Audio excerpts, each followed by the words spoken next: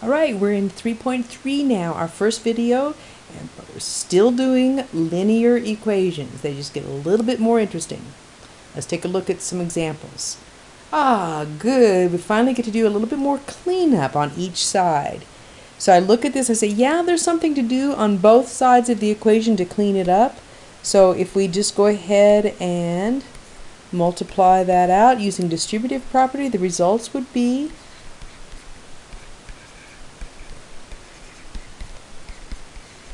okay, so that wasn't difficult. There's step one, nothing more to clean up on either side. So now we're going to gather all of our variable terms on one side and all the number terms on the other. So I just kind of look at what I've got here. I see a variable term on the left and a variable term on the right. Let's get them both on the same side.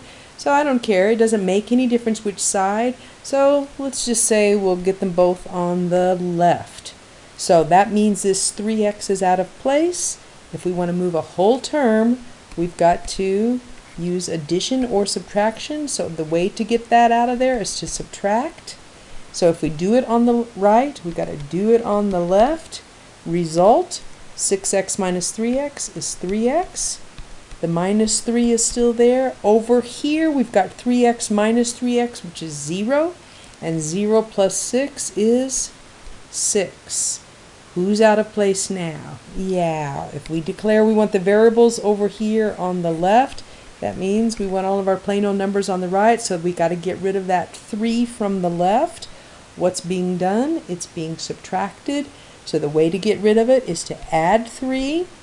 And if you do it to that side, you do it to this side as well. The results would be 3x plus 0, which is just 3x, equals 9. And to get rid of this 3 in front, what's it doing? It's multiplying, so we want to do the opposite of that. We divide by 3, and the result is x equals 3. Next example. Okay, looks like we've got some more cleaning up to do. Over on the left, you see we can combine like terms to simplify to 3x plus 4. And on the right, it looks like we can simplify that to 4x minus 1. So step one is done. We've cleaned up as much as we can. Now we want to start gathering. So we've got variable terms on the left and variable terms on the right. It doesn't matter which side, but we've kind of been putting them all on the left, so we'll just keep them on the left. So who is out of place? The 4x is out of place. We want to move that whole term. We want to get rid of all of that 4x. So we know we're going to be using add or subtract to get rid of a whole term. So what we're going to do is subtract 4x to get rid of it on the right, but on the left we just have to, that just follows along. We've got to do it on the left as well. Result, what is 3x minus 4x? It's a negative 1x, and I'm just going to call that a negative x, plus 4 equals, yeah, these go to 0, and 0 minus 1 is a negative 1. Now we still have some things to shift around a little bit. Who's out of place? Well, once we declare we get the variables over on the left, we want the plain old numbers on the right, so that means that 4 is out of place. It's being added. So the opposite of adding it is subtracting it.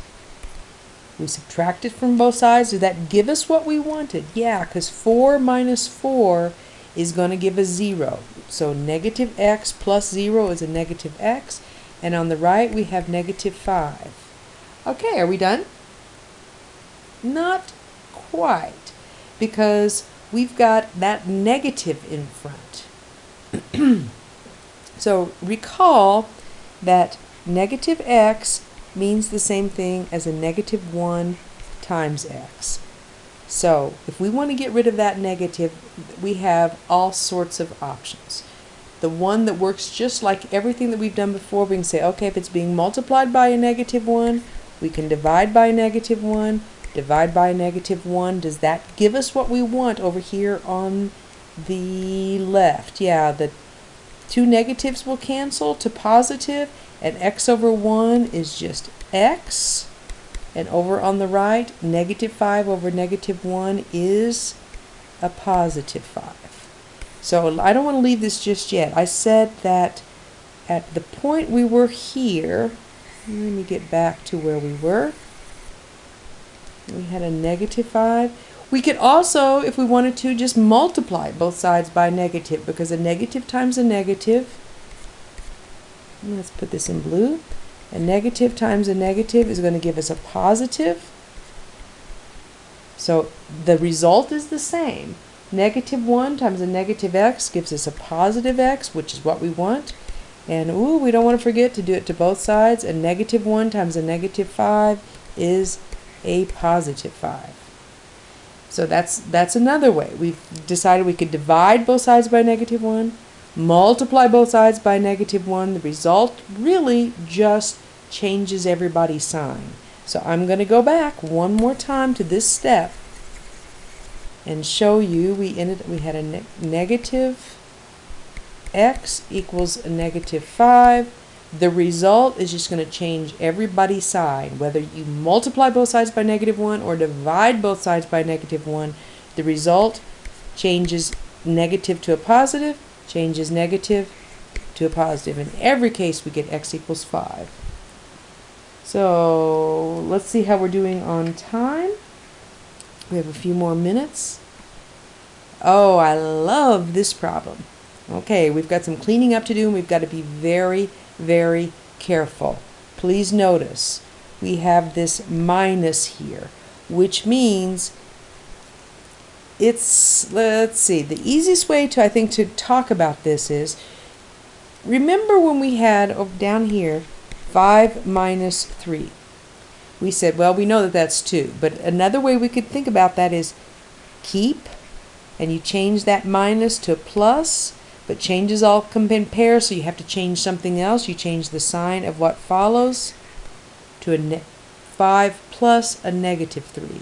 So I'm going to do that here to avoid losing a negative. So what we've got, 5 plus a negative 3 times 2x plus 1. And I haven't done anything to that, so I'm just going to leave that blank for a while. So now we can still clean up this left. We've got 5 plus, and we use our distributive property, negative 6x, and then a negative 3 times a positive 1 is minus 3. Okay, over on the right now, we're ready to use the distributive property there. 4x minus 20 plus 6, a little bit more cleaning up to do. Negative 6x plus 2 equals 4x minus 14. Whew! All of that has just been cleaning up. So now we're ready to do our gathering. So this time let's just get all of our variables on the right. It doesn't make any difference. I just feel like a change here.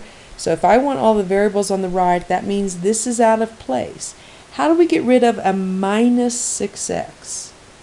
Well, that negative 6x, the opposite of a negative 6x is a positive 6x, so it's like adding 6x to both sides. The result, negative 6x plus 6x is 0, and 0 plus 2 is 2. And on the right, we have 10x minus 14.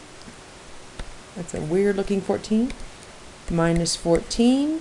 So our variables, remember, are being collected over here on the right, which means we want the plain old numbers on the left, which means that that negative 14 needs to move. So what's going to move it? Well, doing the opposite of what's being done. So we're going to add 14 to this side, add 14 to this side, and the result, 16 equals 10x. And really quickly, to finish this off, our focus is always on the variable. It's not naked yet. We want to, oh, I can't do that just yet, can I? We want to get rid of that 10, and to get rid of that 10, what's it doing is, let me get to the blue here.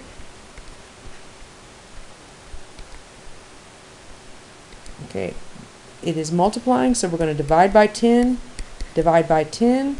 Result is, to go over here a little bit, 16 over 10 equals x, and the last thing I would do, move that around, x equals, but instead of 16 tenths, can we simplify that to 8 fifths? And we will continue with a couple more examples in the next video.